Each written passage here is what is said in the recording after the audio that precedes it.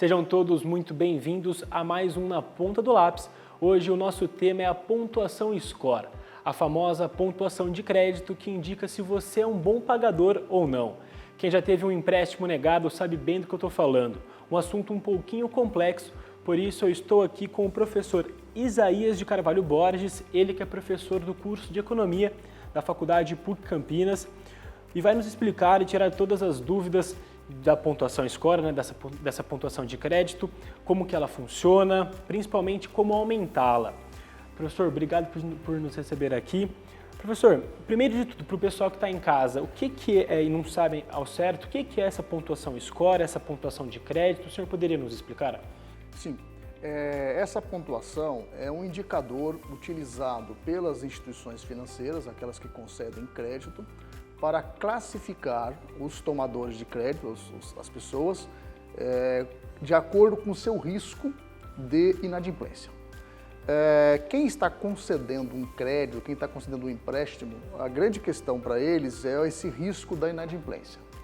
Então, o objetivo desse índice, desse indicador de crédito, é exatamente permitir ao banco ter uma melhor condição de avaliar o quanto cada pessoa, né, a chance de cada pessoa de pagar o empréstimo ou não. E essa pontuação de crédito, ela vai de 0 até 1.000 pontos? Isso, ela vai de 0 até 1.000. Quanto maior essa pontuação, menor é a chance de inadimplência, portanto, melhor vamos supor, maior a chance de pagamento dessa pessoa. De 0 a 300, seria um indicador de alto risco, de 300 a 700, médio risco, e de 700 até 1.000, baixo risco. Certo? Então, cada pessoa, de acordo com a metodologia utilizada por essa instituição, vai ter um número. E como que é feito esse cálculo dessa pontuação de crédito? Esse cálculo ele é calculado a partir de algumas variáveis. Primeiro, as variáveis pessoais, por exemplo, idade da pessoa e estado civil, por exemplo, solteiro, casado. Segundo, nível de renda e comportamento da pessoa enquanto consumidor. Por exemplo, se a pessoa ela usa cheque especial todo mês, se a pessoa usa muito rotativo do cartão de crédito, assim por diante. E terceiro, a mais importante, é o histórico da pessoa enquanto pagador.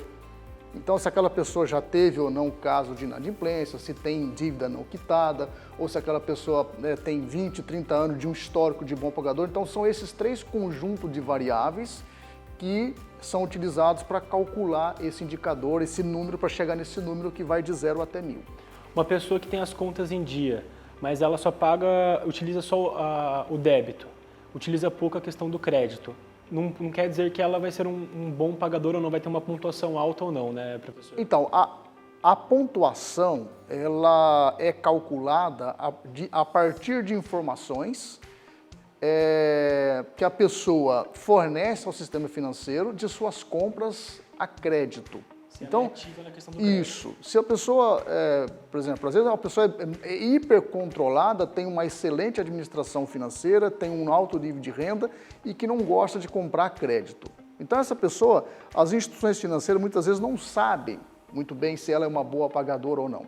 Então, muitas vezes, para a pessoa melhorar o seu score, melhorar o seu indicador, ele deveria se expor mais, né, à avaliação. Como é que ela vai se expor? Fazer compras a crédito, tomar crédito e durante aquele período vigente do crédito, demonstrar que ela é uma boa pagadora. Certo. E professor, muita gente acho que deve estar se perguntando como que faz para descobrir a pontuação de crédito dela. Como que? Isso é muito fácil. O caminho mais curto é entrar no site do Serasa e lá tem todo o caminho necessário para você descobrir o seu score. É só fornecer as informações, né?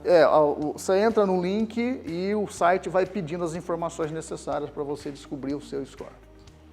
E outra pergunta que o pessoal também deve estar se fazendo, o porquê é importante, do que adianta a pessoa descobrir, ver como que está a pontuação dela de crédito? É muito importante porque esse score, ele é utilizado para as instituições financeiras na hora de conceder um crédito. Então, o teu score vai influenciar duas coisas. Primeiro, a chance de você conseguir o crédito ou não. Dependendo do seu nível, se ele for muito baixo, você pode sequer conseguir o crédito. Segundo, esse score também vai determinar a taxa de juros que você vai pagar. E por que isso é muito importante no Brasil? O Brasil é um país de crédito caro. Então ele é escasso, tem pouco crédito e por isso também que ele é caro. Então se você tem um bom score, você consegue com mais facilidade e pagando menos juros do que em outras situações. Outro detalhe, a chance de conseguir crédito e os juros que as pessoas pagam depende desse score, mas também depende das condições macroeconômicas. Por exemplo, numa época de crise, fica mais difícil conseguir crédito. Então, numa época de crise, em que as instituições financeiras que concedem crédito ficam mais conservadoras, com mais medo de inadimplência, as pessoas que têm um score maior também têm mais chance de conseguir crédito nessas condições mais difíceis econômicas. Porque essa questão é importante porque a instituição que te empresta o dinheiro precisa saber se você vai conseguir honrar e pagar, né? Sim, porque a grande questão do mercado financeiro é essa, né?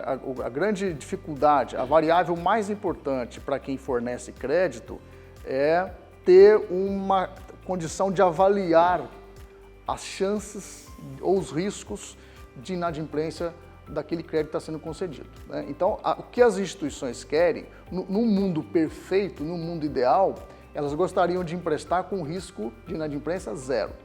Mas isso não tem como ser calculado, até porque, às vezes,